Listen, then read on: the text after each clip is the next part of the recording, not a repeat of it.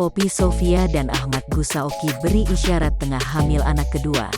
Lalika Airia June akan segera punya adik. Baru-baru ini, Poppy Sofia mengunggah sebuah foto melalui laman Instagram pribadinya.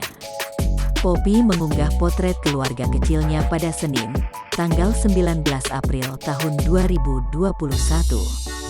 Dalam unggahan tersebut, Poppy dan keluarga tampak baru saja menghabiskan akhir pekan bersama.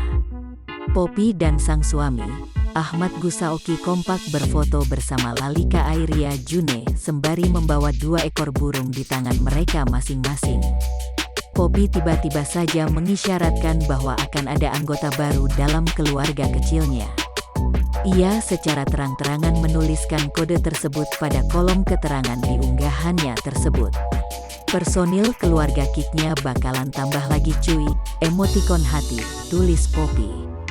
Senin tanggal 19 April tahun 2021. Sikap Poppy ini seolah ingin memberikan isyarat bahwa dia dan sang suami akan segera memiliki seorang buah hati lagi. Sontak unggahan tersebut langsung diserbu oleh banyaknya warganet.